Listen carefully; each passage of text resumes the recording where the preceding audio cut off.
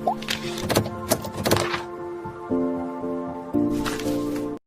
बच्चों, hope you all are fine. Myself Sameer Tejwani welcome you all on behalf of Aaradhya classes CTM. बच्चा लोग, उम्मीद करता हूँ कि प्रीवियस वीडियो लेक्चर्स को बहुत ही अच्छी तरीके से आप लोगों ने देख लिया होगा और आपको बहुत आसानी से सब कुछ समझ में भी आ रहा होगा.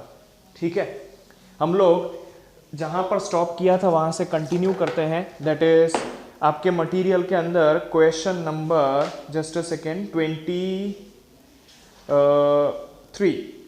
क्वेश्चन नंबर 23 के ऊपर, सॉरी क्वेश्चन नंबर 22 हमने खत्म किया था. उसके बाद देयर आर 2 NCERT क्वेश्चंस जो हम लोग साथ साथ में ही करेंगे. तो it is given on page number 157 of the material.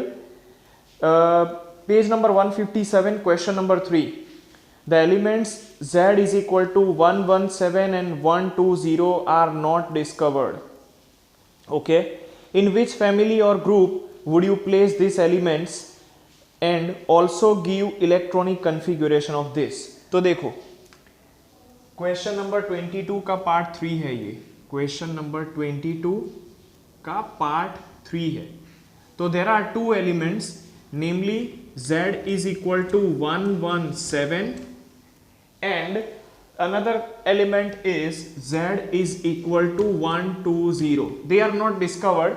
We are supposed to keep them in appropriate group, period, and also we are supposed to write down the electronic configurations. So let us say for Z is equal to 117. For Z is equal to 117, what will be the electronic configuration? The electronic configuration is Radon 86 complete, Radon 86 complete, 5F 14, 6D 10, 7S. चलो complete देखते हैं कितने हुए. यहाँ पर हो गया आपका 786 प्लस 14 दैट इज 110. 7S में you will put 2 and here 7P और कितने आएंगे 12, 7P5, 7S2 7P5. ठीक है, ये आपका इलेक्ट्रॉनिक कॉन्फ़िगरेशन हुआ. कैसे मुझे पता चला? तो देखो, रेडॉन जो है वो जब कंप्लीट होगा तब 7th पीरियड स्टार्ट होगा, मतलब 7S और 7P ऑर्बिटल्स आएंगे. या 7th और पीरियड के लिए पॉसिबल ऑर्बिटल्स जो है वो हमने पढ़ाई थी. सोचो 7th पीरियड, तो 7th पीरियड है तो यहाँ पर 2 ऑर्बिटल्स तो आएंगी 7S और 7P. इससे एक कम वाली D आएगी और इससे भी एक कम वाली F आएगी. N+L रूल के हिसाब से पहले इसको भरो, फिर इसको भरो, फिर इसको भरो और फिर इसको भरो. बस मैंने वही किया है. ठीक है, अब ग्रुप नंबर देखो. तो ग्रुप नंबर कैसे पता चलेगा? तो देखो बच्चों, ये P ब्लॉक का एलिमेंट है. लास्ट इलेक्ट्रॉन जो है वो P ऑर्बिटल में जा रहा है. तो for P block element group number is 10 plus valence electrons. Now what do we mean by valence electrons? The electrons present in valence shell. यहाँ पर valence shell हो जाएगी 7 नंबर की. तो उसके अंदर कितने इलेक्ट्रॉन्स प्रेजेंट है? 7, 5 प्लस 2. तो ग्रुप नंबर हो जाएगा आपका 17. ठीक है, ग्रुप नंबर हो जाएगा 17. और पीरियड आप सभी को पता ही है, ये लास्ट पीरियड का एलिमेंट है, that is period will be 7. Clear हुआ? तो इस ब्लॉक का, सॉरी इस एलिमेंट का जो इलेक्ट्रॉनिक कॉन्फ़िगरेशन है, ग्रुप नंबर है और पीरियड जो है वो हमने लिख दिया है. अगर आपको पीरियड नहीं भी समझ में आए तो यहाँ से आसानी से लिख सकते हो कि भाई जो वैलेंस शेल है उसका प्रिंसिपल क्वांटम नंबर n ही पीरियड के बराबर होता है. चलो, बहुत ही आसान क्वेश्चन. अब हम नेक्स्ट क्वेश्चन की तरफ प्रोसीड करते हैं. तो नेक्स्ट क्वेश्चन में ऐसा है कि एलिमेंट 120 को कहां पर प्लेस करोगे? एलिमेंट 120 को कहां पर प्लेस करना है, चलिए वो भी देख लेते हैं. तो एलिमेंट 120 के लिए for Z is equal to 120, nearest noble gas कौन सा आएगा? तो चलो पहले इलेक्ट्रॉनिक कॉन्फ़िगरेशन लिखते हैं. तो यहां पर तो 7th पीरियड भी खत्म हो जाएगा और जो नोबल गैस आएगा वो आएगा ऑक्टियम 118. क्लियर हुआ? लास्ट वाला इलेक्ट्रॉन जो है, सॉरी लास्ट वाला इलेक्ट्रॉनिक कॉन्फ़िगरेशन जो है वो इस नोबल गैस के टर्म्स में आएगा, 118. उसके बाद you will be getting 8s2. उसके बाद आपका कौन सा ऑर्बिटल आएगा? 8s2.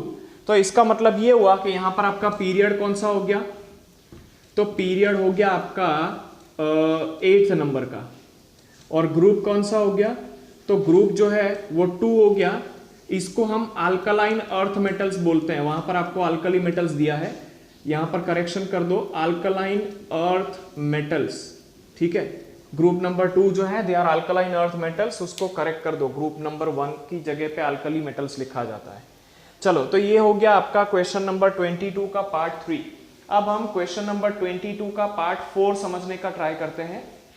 Right the atomic number of the element present in 3rd period and 17th group. चलो ठीक है जी।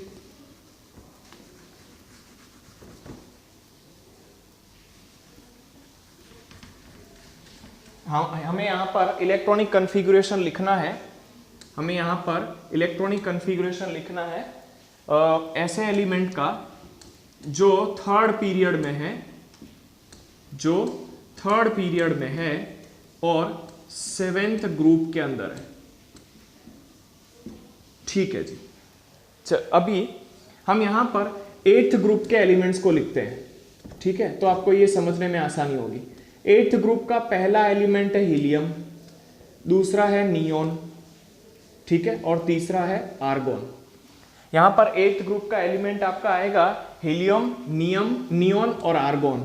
इसका एटॉमिक नंबर है 2, इसका है 10 और इसका है 18। ये 8th ग्रुप के एलिमेंट आएंगे। ये आपका 1st पीरियड का है, हियर ये आपका 2nd पीरियड का है, और ये जो है वो 3rd पीरियड का एलिमेंट है। चलो इतना समझ में आ रहा है।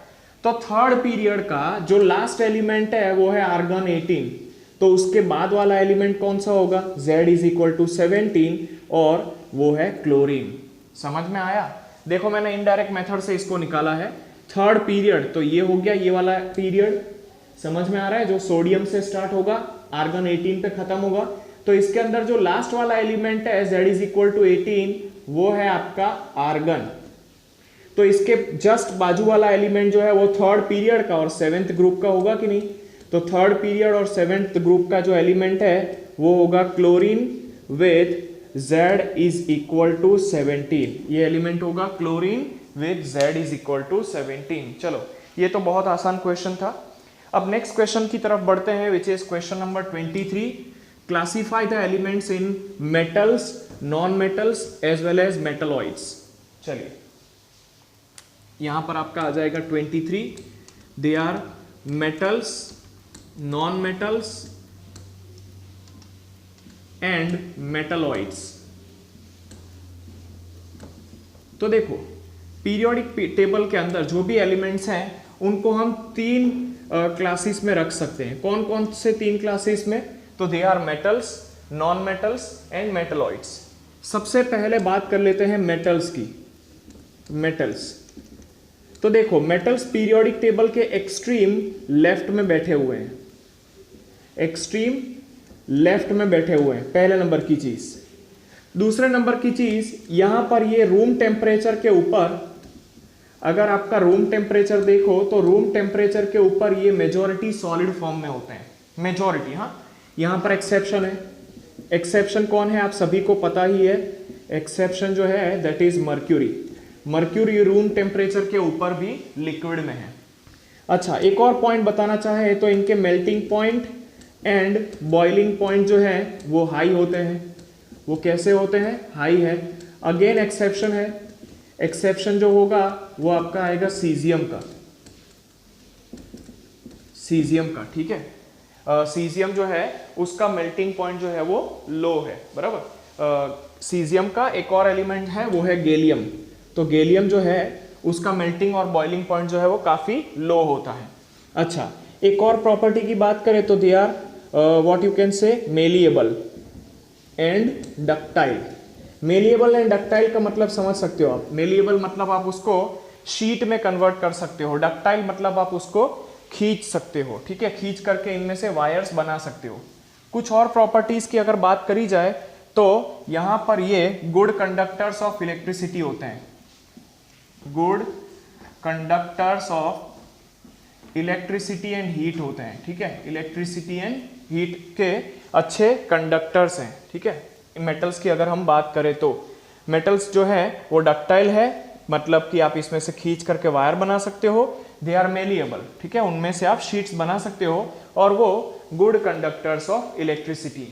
इतनी चीजें हैं आपकी मेटल्स के लिए, बराबर। अब नॉन मेटल्स की बात करते हैं, तो देखो नॉन मेटल्स के अंदर कैसा है, जो प्रॉपर्टीज हमने मेटल्स की लिखी उसकी थोड़ी सी अलग या रिवर्स नॉन मेटल्स की आएंगी।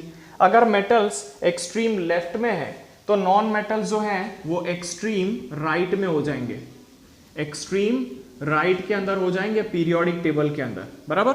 अब यहां पर ये रूम टेम्परेचर के ऊपर सॉलिड है, तो यहां पर ये रूम टेम्परेचर के ऊपर जो है वो या तो सॉलिड है या तो गैस है, ठीक है, दोनों में से कुछ भी लिख सकते हो।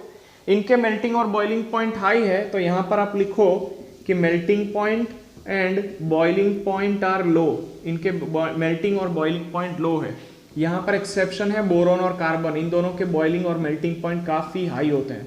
एक्सेप्शन कौन है, तो बोरोन और कार्बन जो है वो यहाँ पर एक्सेप्शन के फॉर्म में है, बराबर। ये ना तो मेलिएबल है, ये ना तो मेलिएबल है और ना ही डक्टाइल है, इनफैक्ट ये बहुत ही ज्यादा ब्रिटल होते हैं, ठीक है, ये ब्रिटल होते हैं। ब्रिटल मतलब आप इनको एक पर्टिकुलर डायरेक्शन के अंदर प्रेशर दोगे, एक पर्टिकुलर डायरेक्शन के अंदर अगर आप इनको प्रेशर दोगे तो ये टूट जाएंगे, ठीक है। कहने का मतलब कि ये मेलिएबल या डक्टाइल नहीं है, बट एक्चुअली में ब्रिटल है।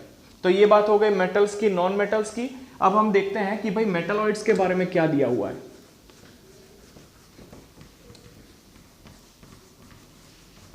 चलिए मेटलॉइड्स देखो, मतलब समझ लो नाम का। आयोडोस का मतलब होता है लाइक, मेटल मतलब मेटल, तो these are the substances which are metal like, ठीक है। इनके पास प्रॉपर्टीज ऑफ बोथ होती है, properties of both.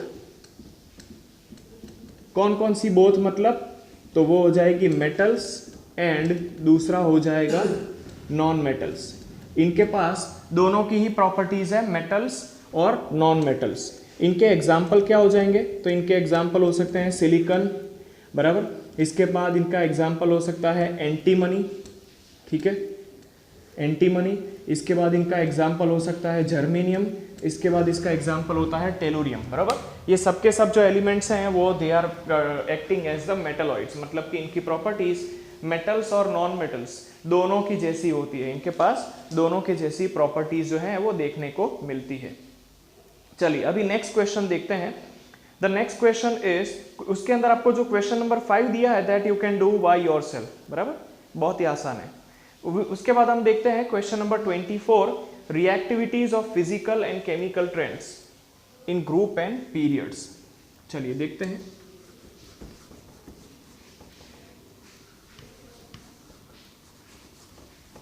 Question number 24,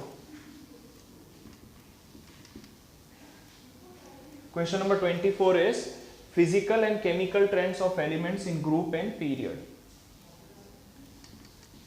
Chemical and physical trends in group and period. Group और पीरियड में हमको फिजिकल और ट्रेंड, केमिकल ट्रेंड्स के बारे में समझना है। तो देखिए सबसे पहले हम देखते हैं chemical reactivities in period. Chemical reactivities in period, तो देखो पीरियड मतलब आपको पता ही है कि हम लेफ्ट से राइट जाएंगे, बराबर। तो chemical reactivities in period is maximum for group number 1, maximum for group number 1। उसके बाद मिडल ऑफ द एलिमेंट्स में डिक्रीज होता है, मिडल ऑफ एलिमेंट्स के अंदर ये जो है वो डिक्रीज होता है। उसके बाद अगेन इंक्रीज होता है और at group is equal to, और एट ग्रुप 17 तो जो प्रॉपर्टीज है उन सॉरी केमिकल रिएक्टिविटीज है वो मैक्सिमम हो जाती है। बराबर, मतलब पहले इंक्रीज है, पहले मैक्सिमम है, फिर मिडल ऑफ द एलिमेंट में डिक्रीज होती है और फिर बढ़ना चालू होता है और ग्रुप नंबर 17 तक आते आते मैक्सिमम हो जाता है। ये ट्रेंड हो गया केमिकल रिएक्टिविटीज का, बराबर। इसका थोड़ा लॉजिक जो है वो नेक्स्ट क्वेश्चंस के अंदर हम समझेंगे कि ऐसा क्यों है। अब बात करते हैं केमिकल रिएक्टिविटीज इन ग्रुप। केमिकल रिएक्टिविटीज इन ग्रुप,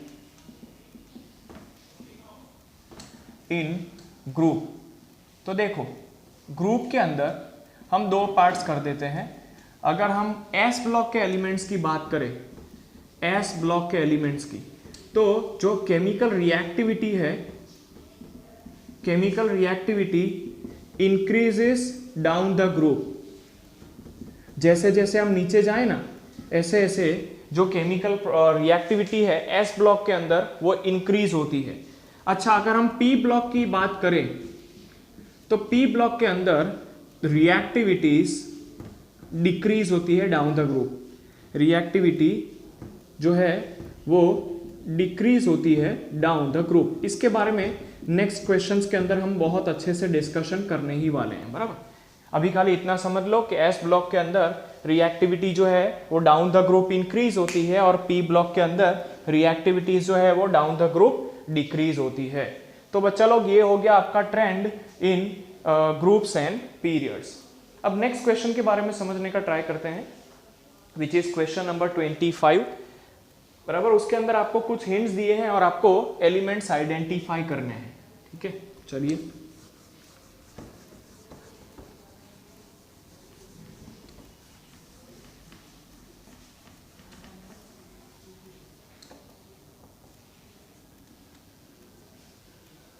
क्वेश्चन नंबर 25, उसके अंदर आपको कुछ एलिमेंट्स को आइडेंटिफाई करना है। Identify the elements, in elements को आइडेंटिफाई करना है। तो पहला एलिमेंट आपको कौन सा पूछा है? Identify an element with 5 electrons in outermost shell. तो देखिए बच्चों, डायरेक्ट मैं आंसर लिखूंगा। इसका जो आंसर है that is chromium Z is equal to 24। इस एलिमेंट के अंदर आउटर मोस्ट शेल के अंदर 5 इलेक्ट्रॉन्स है। चलो देखते हैं कैसे। तो नियरेस्ट नोबल गैस आएगा आर्गन, यहां पर आपका आएगा 4s2 3d4। ये आपका कंफिगुरेशन है chromium Z is equal to 24 का, क्योंकि आर्गन मतलब 18 इलेक्ट्रॉन्स पूरे हो गए, बराबर। तो 4s2 3d4। बट ये जो एलिमेंट है वो थोड़ा सा कंफिगुरेशन चेंज कर लेता है, लाइक दिस 4s1 3d5। ऐसा क्यों? तो देखो बच्चों, याद रखो, जब भी कोई ऑर्बिटल कंप्लीटली खाली हो, हाफ फिल्ड हो और फुल्ली फिल्ड हो, तब मैक्सिमम स्टेबल होती है। यहां पर s ऑर्बिटल फुल्ली फिल्ड है क्योंकि दो आ सकते हैं और दोनों के दोनों प्रेजेंट है। d ऑर्बिटल हाफ फिल्ड कब होगी? जब उसके अंदर 5 इलेक्ट्रॉन्स होंगे। आप इस कंफिगरेशन के अंदर ध्यान से देखो, दोनों ऑर्बिटल्स हाफ फिल्ड है, मतलब ये ज्यादा स्टेबल है। 4s भी हाफ फिल्ड है, 3d भी हाफ फिल्ड है। तो ये कंफिगरेशन ज्यादा स्टेबल होने की वजह से क्रोमियम का configuration is somewhat different than what it is expected, बराबर। तो सेकेंड क्वेश्चन देखते हैं। सेकेंड क्वेश्चन के अंदर क्या देखा है आपको? Identify the element that would tend to lose 2 electrons. तो देखो बच्चों, 2 इलेक्ट्रॉन्स लूज करने की बात हुई है, मतलब मेटल्स ही होंगे। पीरियोडिक टेबल के लेफ्ट की ही बात करेंगे। मैग्नीशियम देख लीजिए, मैग्नीशियम का Z हो जाएगा 12। अब इसका इलेक्ट्रॉनिक कंफिगरेशन लिखने का ट्राई करूं तो क्या होगा? नियॉन कंप्लीट 1s2, चलो पूरा ही कंफिगरेशन लिख देता हूं, फिर ये लिखते हैं 1s2 2s2 2p6 3s2 होगा। तो इसकी जगह पे आप क्या लिख सकते हैं? Neon complete 3s2। तो ये एलिमेंट अगर 2 इलेक्ट्रॉन अपने लूज कर दे, देखो मैंने बहुत सिंप्लीफाई वे में इसको लिखा है, बराबर, जो दिया है उसकी कंपैरिजन में। तो यहां पर अगर ये एलिमेंट 2 इलेक्ट्रॉन लूज कर दे तो नियरेस्ट नोबल गैस कंफिगरेशन, काफी स्टेबल कंफिगरेशन अटेन कर लेगा। इसीलिए ये एलिमेंट हमेशा 2 इलेक्ट्रॉन को लूज करने का ट्राई करता है। थर्ड क्वेश्चन का आंसर समझने का ट्राई करते हैं। थर्ड क्वेश्चन पहले तो ये दिया है कि identify an element that would gain 2 electrons. तो देखो बच्चों, यहां पर आपको ऐसा एलिमेंट ढूंढना है जो 2 इलेक्ट्रॉन गेन करे। तो ऐसा कोई एलिमेंट पीरियोडिक टेबल में ढूंढिए जो 2 इलेक्ट्रॉन गेन करने पर ऑक्टेट कंप्लीट कर लेता हो। तो वो है oxygen, Z is equal to 8। कैसे? ध्यान से देखिए कंफिगरेशन, 1s2 2s2 2p4। अब इसके अंदर अगर 2 इलेक्ट्रॉन्स ऐड कर दो तो वो 2p6 हो जाएगा। 2s2 2p6 मतलब ये ऊपर वाला कन्फिग्रेशन नियोन अटेन कर लेगा। समझ में आया? तो ये जो ऑक्सीजन एटम है ना वो 2 इलेक्ट्रॉन को गेन करने का ट्राई करेगा। Identify the group, next question, ऐसा ग्रुप आइडेंटिफाई करो जिसके अंदर क्या बोला है, मेटल्स, नॉन मेटल्स, लिक्विड और गैस सभी हो। तो देखो बच्चों, एक ऐसा ग्रुप है जिसका नाम है ग्रुप नंबर 17। ग्रुप नंबर 17 जो हेलोजेंस का ग्रुप है। इस हेलोजेंस के ग्रुप में आयोडीन जो है ना वो मेटल्स है, बराबर। दूसरे फ्लोरीन, क्लोरीन, ब्रोमीन जो है they are all non metals. तो मेटल्स और नॉन मेटल्स तो आ गए। उसके बाद क्या पूछा है, मेटल्स नॉन मेटल्स आ गए। उसके बाद liquid as well as gas. तो देखो बच्चों, यहां पर लिक्विड ब्रोमीन है, ब्रोमीन जो है वो लिक्विड है, और दूसरे जो एलिमेंट्स हैं दैट इज फ्लोरीन, क्लोरीन, वो सब गैसेस भी हैं। तो यहाँ पर ये ऐसा ग्रुप है जिसके अंदर मेटल्स, नॉन मेटल्स, लिक्विड्स और गैसेस सब आ जाते हैं, बराबर। फ्लोरीन, क्लोरीन, ब्रोमीन, आयोडीन जो है वो non metals, metals, liquid, gas सब के सब क्राइटेरियन को कंप्लीट कर देते हैं। क्लियर हुआ सब लोगों को? चलिए डन है। नेक्स्ट क्वेश्चन की तरफ आगे बढ़ते हैं, which is question number 26। How does atomic radius very in period and in group? How will you explain the variation? चलिए ठीक है, समझ लेते हैं।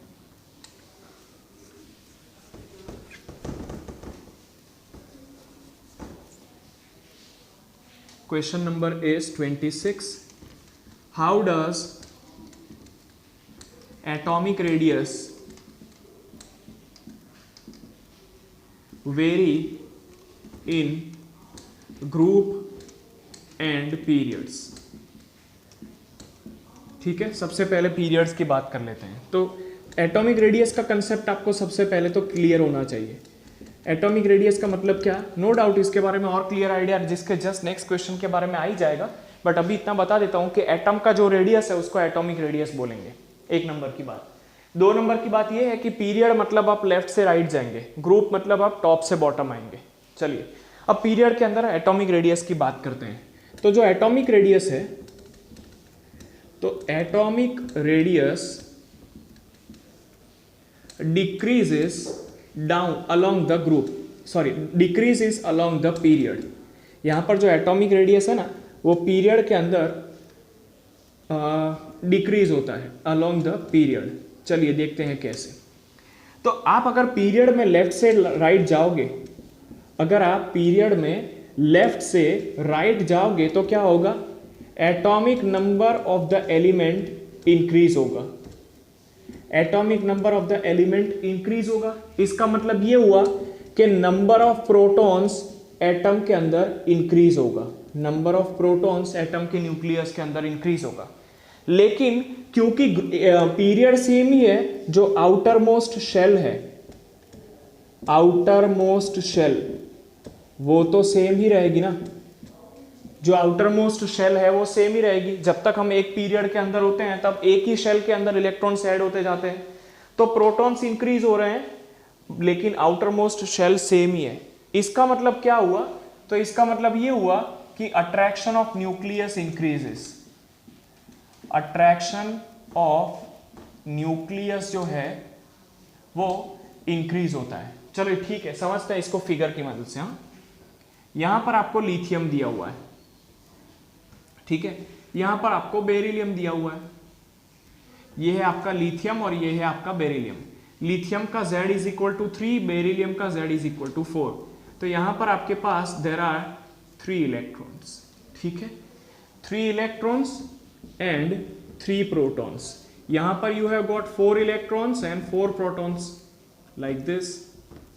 तो देखो यहां पर भी इलेक्ट्रॉन सेकेंड नंबर की शेल में ऐड हो रहे हैं, यहां पर भी इलेक्ट्रॉन सेकेंड नंबर की शेल में हो रहे हैं। लेकिन फर्क क्या पड़ रहा है, आप लिथियम से बेरिलियम तक आओ ना तो एक प्रोटॉन बढ़ जाता है न्यूक्लियस में, एक प्रोटॉन बढ़ जाता है। मतलब क्या हुआ, अब न्यूक्लियस ये जो आउटर मोस्ट इलेक्ट्रॉन्स हैं उसको बहुत ही ज्यादा फोर्स के साथ खींचेगा अपनी पास। मतलब कि अट्रैक्शन ऑफ न्यूक्लियस इंक्रीज होता है।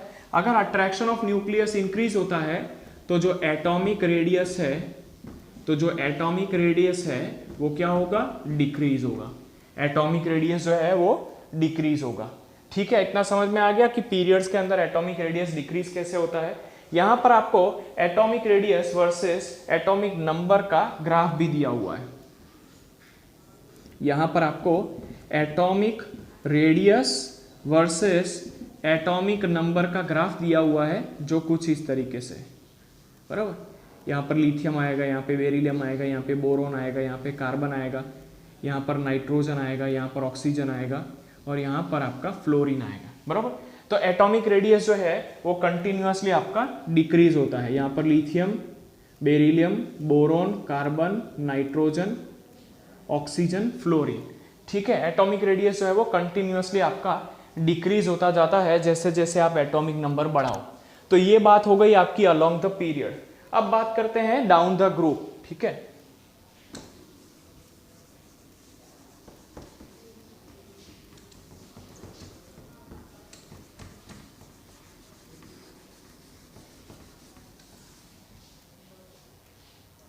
तो बात करते हैं atomic radius down the group.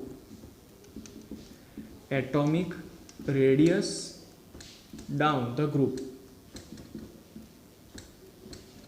चलिए समझने का ट्राई करते हैं। तो देखिए एटॉमिक रेडियस जो है वो डाउन द ग्रुप आपका इंक्रीज होगा। डाउन द ग्रुप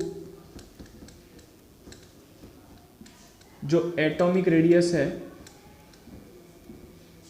वो इंक्रीज होता है। चलिए देखते हैं कैसे।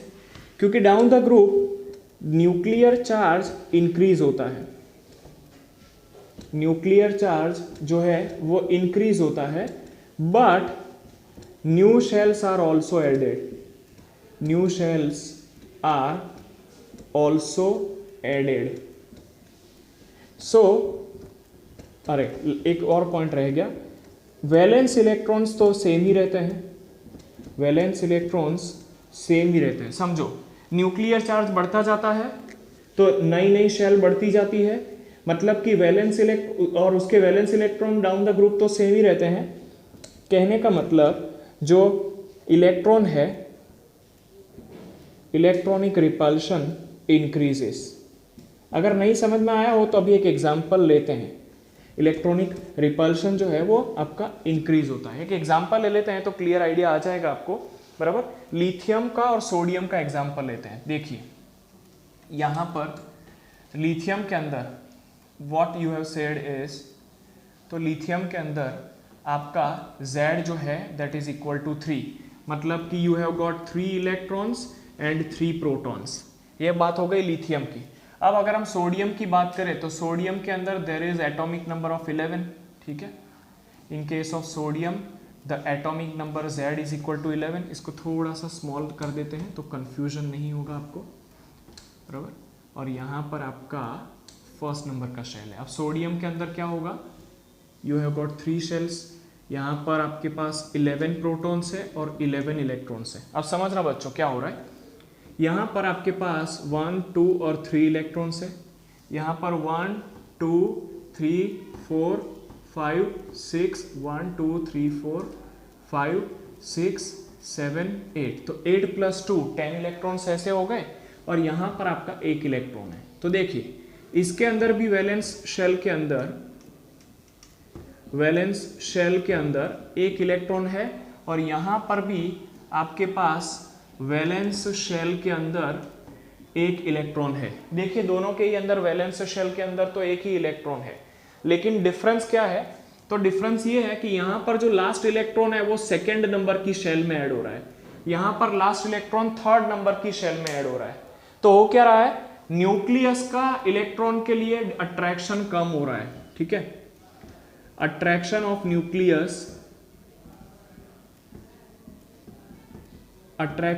न्यूक्लियस डिक्रीज हो रहा है। कहने का मतलब कि एटॉमिक रेडियस इंक्रीज होना चाहिए। एटॉमिक रेडियस जो है वो इंक्रीज होना चाहिए। समझो यहाँ पर जो इलेक्ट्रॉन है वो लास्ट वाली शेल में ऐड हो रहा है और यहाँ पर भी लास्ट वाली शेल में 1 इलेक्ट्रॉन ऐड हो रहा है, लेकिन यहाँ पर न्यूक्लियस से distance is much more compare to this.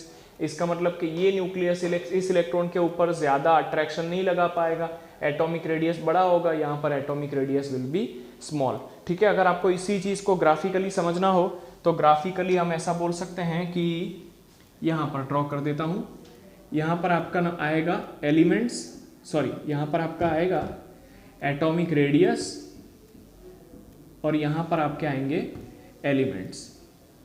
तो यहाँ पर क्या होगा, इस तरीके से एटॉमिक रेडियस जो है वो बढ़ता जाएगा। ये है आपका lithium, sodium, potassium, rubidium, caesium. ठीक है, समझ से जाइए, lithium, sodium, potassium, rubidium, caesium, इस तरीके से एटॉमिक रेडियस जो है वो बढ़ता जाएगा डाउन द ग्रुप। ये सब के सब आपके फर्स्ट ग्रुप के एलिमेंट्स हैं।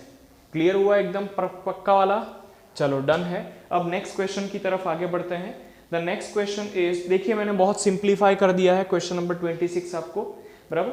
अब question number 27, explain the measurement methods for atomic radius. बहुत ही इंपॉर्टेंट क्वेश्चन है।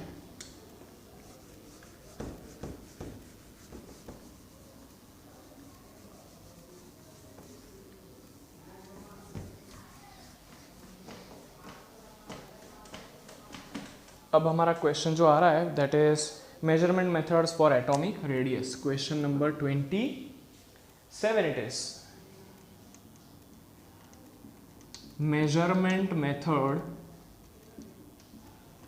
Of atomic radius. Atomic radius, तो देखो बच्चों, सबसे पहले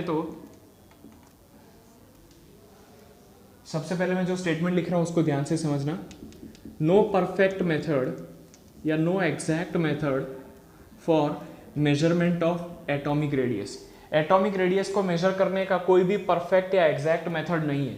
रीजन, चलिए रीजंस बहुत सारे समझते हैं, कुछ में से जो प्रिंसिपल रीजंस है वो, पहला जो साइज ऑफ द एटम है, size of the atom is very small. Atom का जो साइज होता है वो वेरी स्मॉल होता है, दैट इज अप्रॉक्सीमेटली हम इसको बोल सकते हैं 10 टू द पावर -10 मीटर्स, या तो 1 एंगस्ट्रॉम के ऑर्डर में होता है वो। ठीक है, और क्योंकि बहुत छोटा साइज है इसीलिए इसका एग्जैक्ट वैल्यू निकालने में प्रॉब्लम होती है, एरर्स आती है, number 1। Number 2, electron distribution clouds are not finite.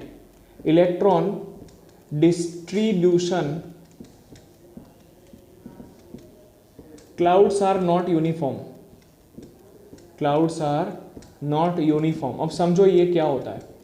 आप लोगों ने चैप्टर नंबर 2 में बराबर बोहर का मॉडल पढ़ा था। बोहर का मॉडल जो है उसके अंदर आपने ऐसा समझा कि भाई न्यूक्लियस के आसपास एक फिक्स्ड सर्कुलर पाथ के अंदर इलेक्ट्रॉन नाम का सब एटॉमिक पार्टिकल रिवॉल्व करता रहता है, घूमता रहता है। बट उसके बाद इलेक्ट्रॉन के ड्यूअल कैरेक्टर के बारे में पता चला कि भाई इलेक्ट्रॉन के पास वेव कैरेक्टर भी है। फिर इस सर्कुलर पाथ को इस तरीके से प्रोबेबिलिटी का स्वरूप दे दिया गया, बरोबर। इसका मतलब कि इलेक्ट्रॉन इस सर्कुलर पाथ के ऊपर, ये वाला जो स्फीयर वाला चीज था वो अब निकल गया था, और ऐसा बोला गया कि इलेक्ट्रॉन इस सर्कुलर पाथ के ऊपर कहीं पर भी हो सकता है, बरोबर। सर्कुलर पाथ के ऊपर कहीं पर भी हो सकता है, या तो फिर आपको इस तरीके से इलेक्ट्रॉन मिलने की प्रोबेबिलिटी मिलती है। ठीक है, उसको ड्रॉ कर देते हैं। जहां पर आपकी लाइंस क्लोज हैं वहां पर इलेक्ट्रॉन की मिलने की प्रोबेबिलिटी जो है वो मैक्सिमम है। फिर जैसे जैसे दूर जाओगे ना, ऐसे ऐसे लाइंस जो है वो थोड़ी सी फार अवे होती जाएंगी। अब ये जो रीजन है ना डॉटेड लाइन वाला, वो आपको इलेक्ट्रॉन मिलने की प्रोबेबिलिटी दिखाता है। अब आप सोचो, एटॉमिक रेडियस आप निकालने का ट्राई कर रहे हो तो आप क्या करोगे, इधर से इधर का डिस्टेंस निकालोगे। बट अगर यही फिक्स नहीं हो तो एटॉमिक रेडियस गलत ही आएगी ना। इसका मतलब कि इलेक्ट्रॉन का क्लाउड जो है वो कहाँ तक डिस्ट्रीब्यूटेड है वो फिक्स नहीं है। इसका मतलब कि इलेक्ट्रॉन डिस्ट्रीब्यूशन क्लाउड यूनिफॉर्म नहीं होने की वजह से एटॉमिक रेडियस का मेजरमेंट एग्जैक्ट नहीं है। अच्छा, अब क्या करेंगे, तो there are some approximate methods. There are some approximate methods. Approximate methods कौन कौन सी है, तो याद रखो, पहला है एक्सरेज और दूसरा है स्पेक्ट्रोस्कोपिक मेथड। स्पेक्ट्रोस्कोपिक, आपको याद कर लेना है, एक्सरेज के बारे में और स्पेक्ट्रोस्कोपिक मेथड्स की मदद से आप रेडियस निकाल सकते हो। इसका एक ब्रीफ आइडिया दे देता हूं कि इसके अंदर होता क्या है। जनरली इसके अंदर क्या किया जाता है, दो एटम्स के बीच का डिस्टेंस निकालते हैं। समझो, ये आपके दो एटम्स हैं और उनके न्यूक्लियस के बीच का डिस्टेंस निकालते हैं, और उसको हाफ कर देते हैं, तो अगर उसको हाफ कर देंगे तो वो आपका एटॉमिक रेडियस हो जाएगा, है ना। इस तरीके से अप्रोक्सीमेटली एटम का जो रेडियस है वो निकाला जाता है। अब क्वेश्चन नंबर 28 की तरफ बढ़ते हैं। What is the way to measure the estimated volume of an individual atom. देखो इसके अंदर थोड़ा सा ये क्वेश्चन तो आएगा ही, बराबर, इसी के अंदर कंटिन्यूएशन में ले लेता हूं इसको। पहला तो पॉइंट आप लिखोगे कि भाई एटॉमिक रेडियस को मेजर करने के लिए कोई भी परफेक्ट मेथड है ही नहीं, बराबर, कोई भी परफेक्ट मेथड है ही नहीं। क्यों? क्योंकि एटम का साइज, रीजन नंबर 1, एटम का साइज बहुत ही ज्यादा स्मॉल होता है, और रीजन नंबर 2, जो इलेक्ट्रॉन्स के डिस्ट्रीब्यूशन का जो क्लाउड होता है वो यूनिफॉर्म नहीं होता है, इसीलिए इसका जो अप्रॉक्सीमेट वैल्यू है वो एक्सरेज की मदद से या तो स्पेक्ट्रोस्कोपिक मेथड्स की मदद से निकाला जाता है। एक्सरेज की मदद से या तो स्पेक्ट्रोस्कोपिक मेथड की मदद से निकाला जाता है। इसके अंदर बेसिकली क्या किया जाता है, distance between two atoms is calculated या measured. Distance between two atoms is calculated, two atoms is measured या तो कैलकुलेटेड, मेजर्ड और calculated, and it is divided by 2 and then it is divided by 2. Let us see what happens. So these are your two atoms. यहाँ पर आपके पास दो atoms हैं, आप इन दोनों के बीच का डिस्टेंस निकालो और उसका हाफ कर दो, तो that is your atomic radius. तो देखो बेटा, एटॉमिक रेडियस के देयर आर 3 पार्ट्स। पहला है कोवेलेंट रेडियस। जो कोवेलेंट रेडियस है वो कोवेलेंटली बॉन्डेड मॉलिक्यूल्स के लिए आएगा। उसके बाद है you have got metallic radius, तो मेटालिक रेडियस जो है वो मेटालिक एलिमेंट्स के लिए आएगा। उसके बाद you have got van der Waals radius, van der Waals radius, ये जो वांडर वाल्स रेडियस है ना वो आपका नोबल गैसेस के लिए है, ठीक है। तो there are 3 parts of atomic radius, covalent radius, metallic radius and van der Waals radius. उसके बाद भी एक रेडियस बाकी है जिसका नाम है आयोनिक रेडियस, उसके बारे में थोड़ा बाद में डिस्कशन करेंगे। कोवेलेंट रेडियस जो है वो कोवेलेंटली बॉन्डेड मॉलिक्यूल्स के लिए है, मेटालिक रेडियस जो है वो मेटल्स के लिए है, और वांडर वाल्स रेडियस जो है वो आपका इनर्ट गैसेस के लिए है, क्योंकि इनर्ट गैसेस के अंदर जो डोमिनेंट इंटरेक्शन फोर्स होता है वो आपका कौन सा फोर्स होता है, वांडर वाल्स, ठीक है। यहाँ पर फोर्स कौन सा होता है, कोवेलेंटली बॉन्डेड मॉलिक्यूल्स के अंदर कोवेलेंट बॉन्ड, मेटल्स के अंदर देयर इज मेटालिक बॉन्ड, और in case of inert gas you all are very well known कि van der Waals force of attraction predominant होता है, इसीलिए उसका जो रेडियस है उसको हम वांडर वाल्स रेडियस के नाम से जानते हैं। क्लियर हुआ? तो बच्चों ये हो गया आपका क्वेश्चन नंबर 28। अब हम बढ़ते हैं क्वेश्चन नंबर 29 की तरफ, which is explain covalent and ionic radius with the help of example. ठीक है, चलिए जी देख लेते हैं, कोई इश्यू नहीं है।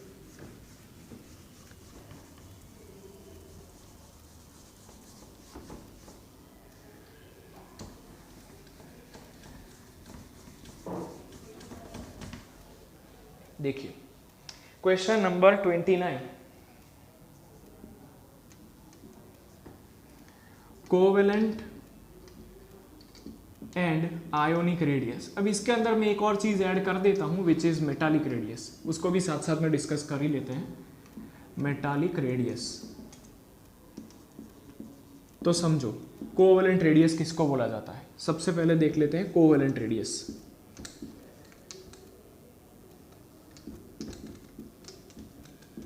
देखिए जब भी मैं आपको एटॉमिक रेडियस बोलूं ना तो आपको जनरल फॉर्मूला याद रखने का, डिस्टेंस बिटवीन या वन हाफ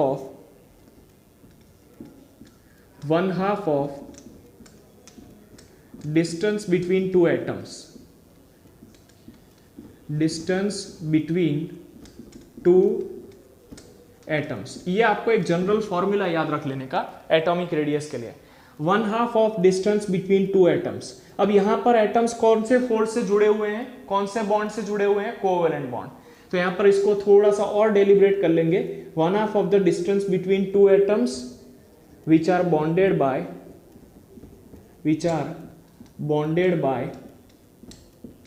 या which are joined by covalent bond, जो कोवेलेंट बॉन्ड से जुड़े हुए हैं। अगर इसको लिखना चाहो तो एक लास्ट लाइन लिख सकते हो, इन द सेम एलिमेंट। ठीक है, ये चलिए छोड़ दीजिए इसको, बस कोवेलेंट बॉन्ड बहुत हो गया। One half of the distance between two atoms which are bonded by covalent bond. Covalent bond से जुड़े हुए दो एटम्स के बीच का डिस्टेंस का वन हाफ जो है उसको आप कोवेलेंट रेडियस बोलते हो, आर कोवेलेंट। ठीक है, चलिए एक एग्जांपल ले लेते हैं। यहां पर आपका एग्जांपल जो है वो क्लोरीन है, और इसको one half of the bond length भी बोल सकते हो। हाँ, one half of the bond length in covalent molecules, in covalent molecules. Covalent molecules के अंदर जो वन हाफ है बॉन्ड लेंथ का उसको हम कोवेलेंट रेडियस बोलते हैं। चलिए एग्जांपल लेते हैं। एग्जांपल क्या हो गया कि क्लोरीन बॉन्ड लेंथ का वैल्यू जो है वो आपको दिया हुआ है 198 पिकोमीटर्स। ठीक है, bond length is equal to 198 picometres. So what is the radius? R covalent is equal to bond length divided by 2, one half of the bond length, bond length divided by 2। तो यहाँ पर आप करोगे 198 divided by 2, मतलब कि वो कितना हो जाएगा 50 प्लस 49 दैट इज 98 होगा। ठीक है, 98 यूनिट कौन सा आ जाएगा आपका? पिकोमीटर्स। यहाँ पर आपका आर कोवेलेंट का वैल्यू आ जाएगा 98 पिकोमीटर्स। देखिए ये बात हो गई आपकी कोवेलेंट रेडियस के बारे में। अब देखते हैं कि भाई मेटालिक रेडियस क्या होता है। मेटालिक रेडियस, तो मेटालिक रेडियस के बारे में भी वही चीज है, यहां पर लिख देता हूं थोड़ा सा। मेटालिक रेडियस क्या होता है, कोवेलेंट रेडियस को निकाल देते हैं। यहां पर जहां पर भी आपका कोवेलेंट था वहां पर, चलिए पूरा ही निकाल देते हैं।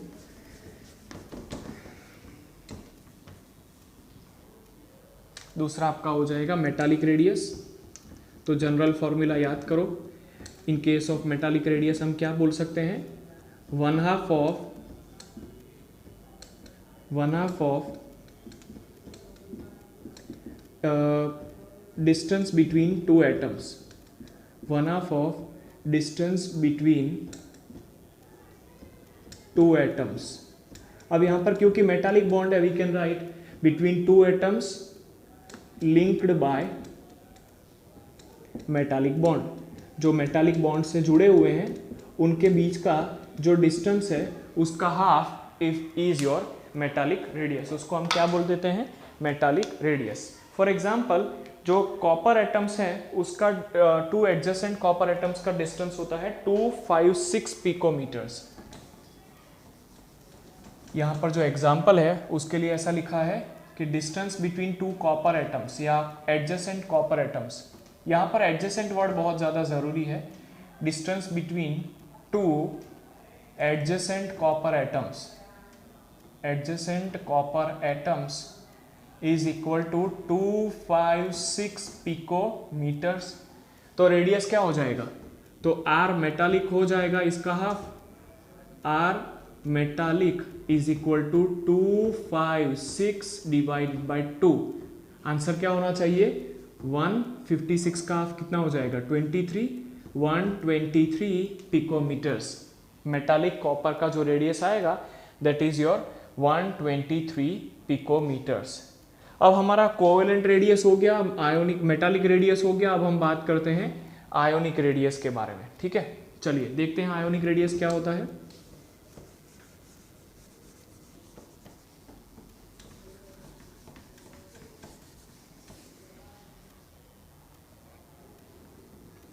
थर्ड आपका आएगा आयोनिक रेडियस। तो ionic radius means the radius of ions. Ionic radius का मतलब हम लिखेंगे radius of ions. This ions can be either cation और इट कैन बी एनायन। जो आयन है उसकी जगह पे आपका कैटायन भी हो सकता है या एन आयन भी हो सकता है। ठीक है, अब आयोनिक रेडियस का मतलब क्या होता है? तो आयोनिक रेडियस जो है that is distance from the nucleus या effective distance from nucleus up to which, that is effective distance from the nucleus up to which nucleus of ions up to which it has influence of ionic bond। तो समझना इसका meaning क्या होगा। Ionic bond में कैसा होता है, एक सब्सटेंस बिल्कुल इलेक्ट्रॉन को डोनेट करता है और दूसरा सब्सटेंस जो है वो इलेक्ट्रॉन को गेन करता है। यहाँ पर एक सब्सटेंस जो है वो इलेक्ट्रॉन को डोनेट करता है और ये एक जो है वो गेन करता है। तो यहाँ पर आपका Na है, ये Cl है। सोडियम ने इलेक्ट्रॉन को गेन किया, लूज किया, तो उसको Na+ और इसने गेन किया, इसलिए Cl-। साइज भी मैंने अपने एटम्स की साइज के हिसाब से ही दिखाया है। तो सपोज कि इस Na+ के न्यूक्लियस का बॉन्ड के अंदर यहाँ तक इन्फ्लुएंस है, तो ये जो है that is atomic radius of sodium plus ion. और जो क्लोरीन है उसका इन्फ्लुएंस इस बॉन्ड के अंदर यहां तक है, तो this distance is RCl-। Clear हुआ। तो आयोनिक रेडियस मतलब radius of ions, it can be cation anion. ये जो है वो न्यूक्लियस का, किसी भी आयन के न्यूक्लियस का उस बॉन्ड के अंदर कहां तक इन्फ्लुएंस है, कौन से डिस्टेंस तक इन्फ्लुएंस है, उसके बारे में आपको शो करता है। क्लियर हुआ। अब देखो एक और चीज आपको हमेशा याद रखनी है कि द डिस्टेंस बिट ऑफ, देखिए, या ionic radius of cation is always smaller then anion, always smaller then anion. तो यहां पर आप लिख सकते हैं R cation is smaller than R anion. क्यों, बाद में समझेंगे। इसके बाद का जस्ट हमारे पास क्वेश्चन है ही कि R कैटायन और R एनायन के बीच में क्या रिलेशन है। आपको अभी के लिए इतना याद रखना है कि कैटायन का radius is always smaller than there is anion का रेडियस, बराबर। इसके बाद आता है आपका क्वेश्चन नंबर 31, वो जस्ट आपका यही क्वेश्चन है, उसके अंदर आपको यही पूछा है कि explain why radius of cation is smaller than radius of anion. चलिए समझ लेते हैं।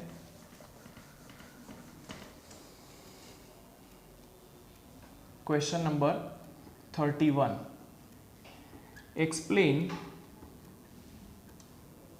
Why radius of cation is smaller than radius of anion. चलिए समझ लेते हैं आंसर। कैटायन कैसे बनता है, तो कैटायन जो है वो बनता है by loss of electrons bye atoms, loss of electrons bye atoms. अगर कोई एटम इलेक्ट्रॉन को लूज करेगा तो उसके अंदर नंबर ऑफ प्रोटॉन्स तो सेम ही है, लेकिन वो इलेक्ट्रॉन्स को लूज करता जाएगा। कहने का मतलब कि न्यूक्लियर अट्रैक्शन इंक्रीजेस। जैसे ही वो इलेक्ट्रॉन को लूज करेगा उसके ऊपर न्यूक्लियर अट्रैक्शन इंक्रीज होगा और जो आयोनिक रेडियस है, आयोनिक रेडियस जो है वो डिक्रीज होगा। अब समझना कैसे, ठीक है। एक एग्जांपल ले लेते हैं। एग्जांपल है यहाँ पर आपका sodium, Z is equal to 11 और यहाँ पर आपका आएगा सोडियम। तो इन केस ऑफ सोडियम आपके पास 11 प्रोटॉन्स है और न्यूट्रल सोडियम के अंदर 11 इलेक्ट्रॉन्स है। सपोज कि यहाँ पर ये एक इलेक्ट्रॉन को लूज कर देता है तो यहाँ पर आपका 10 इलेक्ट्रॉन्स आएगा। अब यहाँ पर 10 इलेक्ट्रॉन्स के अंदर आप देखिए कि 11 प्रोटॉन्स अब 10 इलेक्ट्रॉन्स के ऊपर अपना फोर्स लगा रहे हैं। पहले 11 इलेक्ट्रॉन्स के ऊपर अपना फोर्स लगा रहे थे, अब 11 प्रोटॉन 10 इलेक्ट्रॉन के ऊपर अपना फोर्स लगा रहे हैं। कहने का मतलब nuclear charge, effective nuclear charge बढ़ जाएगा। न्यूक्लियस जो है वो अब ज्यादा अट्रैक्शन से बाहर वाले इलेक्ट्रॉन्स को अपने पास खींचेगा। कहने का मतलब कि जो रेडियस है, कहने का मतलब कि जो रेडियस है वो डिक्रीज होता जाएगा। कहने का मतलब कि जो रेडियस है वो डिक्रीज होता जाएगा, ठीक है। यहाँ पर रेडियस का वैल्यू जो है वो आपका डिक्रीज होता जाएगा। अब हम देखते हैं कि भाई एनायन के बारे में। एनायन, तो एनायन के बारे में क्या बोल सकते हैं, तो देखिए एनायन जो है वो आपका बनता है by gain of electrons. Anion किससे बनता है, बाय गेन ऑफ इलेक्ट्रॉन्स। अगर गेन ऑफ इलेक्ट्रॉन करा तो न्यूक्लियर अट्रैक्शन डिक्रीज होगा, न्यूक्लियर अट्रैक्शन डिक्रीज होगा, न्यूक्लियर अट्रैक्शन डिक्रीज होगा, और जो आयोनिक रेडियस है वो इंक्रीज होगा, आयोनिक रेडियस है जो है वो इंक्रीज हो जाएगा। एग्जाम्पल समझ लीजिए, example Z is equal to 17 chlorine का है, तो यहां पर यू हैव गॉट 17 प्रोटॉन्स और 17 इलेक्ट्रॉन्स। अब इसके अंदर अगर हम +1 इलेक्ट्रॉन कर देते हैं, +1 इलेक्ट्रॉन, तो आपके पास हो जाएंगे 18 इलेक्ट्रॉन्स। तो देखिए पहले 17 प्रोटॉन 17 इलेक्ट्रॉन को अपने पास पुल कर रहे थे, 17 प्रोटॉन जो है वो 17 इलेक्ट्रॉन को अपने पास खींच रहे थे। अब 17 प्रोटॉन 18 इलेक्ट्रॉन्स को अपने पास खींच रहे हैं। कहने का मतलब कि जो न्यूक्लियर अट्रैक्शन है वो डिक्रीज हो जाएगा। अगर न्यूक्लियर अट्रैक्शन डिक्रीज हो जाएगा तो आयोनिक रेडियस भी डिक्रीज हो, आयोनिक रेडियस जो है वो इंक्रीज हो जाएगा। अगर न्यूक्लियर अट्रैक्शन डिक्रीज हो गया तो यहां पर आपका आयोनिक रेडियस जो है उसका वैल्यू इंक्रीज हो जाएगा। क्लियर हो रहा है सब लोगों को? तो ये हो गया आपका the fact, why, because radius of cation is smaller than radius of anion. ठीक है, इसका एक एग्जांपल ले लेते हैं तो दोनों के अंदर बहुत ज़्यादा चीज़ें क्लियर हो जाएंगी। यहाँ पर अगर हम सोडियम एटम की कंपैरिजन में Na+ की बात करें तो Na+ is greater than Rna। ठीक है, radius of Na+ is greater than radius of Na। For example यहाँ पर हम इसकी बात करें, मैंने उल्टा रिलेशन लिखा है, यहाँ पर इस तरीके के आएगा, Rna+ is smaller than Rna। तो यहाँ पर Na+ का जो साइज है वो है 95 पिकोमीटर, 95 पिकोमीटर, और यहाँ पर जो सोडियम का साइज है वो है 186 पिकोमीटर। ठीक है, तो देखिए जो एटम है उसकी कंपैरिजन में आयन का साइज जो है वो बड़ा आया, 186 पिकोमीटर की कंपैरिजन में 95 picometre is a smaller value. और अगर हम Mg+2 की बात करें तो ये चीज़ भी आपको क्लियर होनी चाहिए कि radius of Na+ is greater than radius of Mg+2। ये बात भी पक्की है क्योंकि Mg+2 में 2 इलेक्ट्रॉन लूज करने पर बनेगा, Na+ एक ही इलेक्ट्रॉन लूज करने के ऊपर बना हुआ है। क्लियर हो रहा है? ठीक है, अब यहाँ पर अगर आपके पास क्लोरीन और क्लोरीन माइनस का एग्जाम्पल है तो यू कैन राइट RCl और RCl-। इसका RCl- का रेडियस जो है वो ज्यादा होगा कंपेयर टू R क्लोरीन। ठीक है, R क्लोरीन। इतनी चीज आपको बहुत ही अच्छे से समझ में आ रही है। अब हमारा जो नेक्स्ट क्वेश्चन है that is what do you understand by iso electronic species. चलिए ये क्वेश्चन कर लेते हैं लास्ट में। ठीक है, हो जाएगा।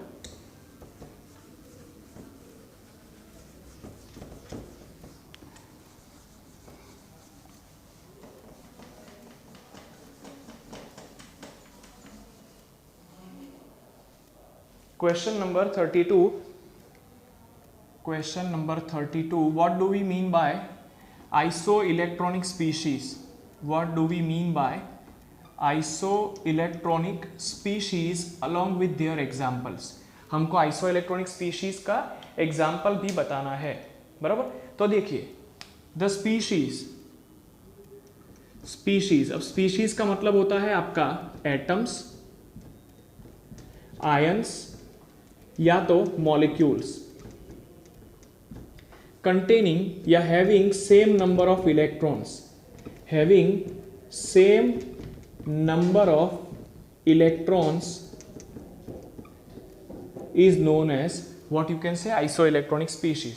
जिन भी स्पीशीज के अंदर there are same number of electrons उनको हम आइसो इलेक्ट्रॉनिक स्पीशीज का एक नाम देते हैं। इनके एग्जाम्पल अगर आप लिखना चाहो तो O-2, F-1, Na+, Mg+2, ये सबके सब आइसो इलेक्ट्रॉनिक स्पीशीज के एग्जाम्पल है। अब ध्यान से देखिए कि इसके अंदर जो इलेक्ट्रॉन्स हैं दे आर 10, 8+2, यहाँ पर इलेक्ट्रॉन्स इज इक्वल टू 10, 9+1, यहाँ पर इलेक्ट्रॉन्स इज इक्वल टू 10 और यहाँ पर इलेक्ट्रॉन्स इज इक्वल टू 10। अब नंबर ऑफ प्रोटॉन Z क्या बोल सकते हैं, यहाँ पर 8, यहाँ पर है 9, यहाँ पर है आपका 11 और यहाँ पर है आपका 12। ठीक है, तो देखिए यहाँ पर इनके पास नंबर ऑफ इलेक्ट्रॉन सेम ही है सबके अंदर, लेकिन याद रखो इनका आयोनिक रेडियस अलग अलग होगा। क्यों? क्योंकि इन सभी के पास न्यूक्लियर चार्ज जो है वो अलग अलग है। अगर हम इनको रेडियस के हिसाब से अरेंज करने का ट्राई करें तो वो हो जाएगा Mg+2, उसके बाद यू हैव गॉट Na+, उसके बाद आपका आएगा F-1 और उसके बाद आपका आएगा O-2। This is the correct order of atomic radius. ठीक है, एटॉमिक रेडियस जो है वो अलग अलग आएगा क्योंकि यहाँ पर आपका जो न्यूक्लियर चार्ज का वैल्यू है वो सबके अंदर अलग अलग होगा। बुक के अंदर आपको कुछ और आइसो इलेक्ट्रॉनिक स्पीशीज का एग्जाम्पल दिया हुआ है जिसको आप आराम से स्टडी कर सकते हो।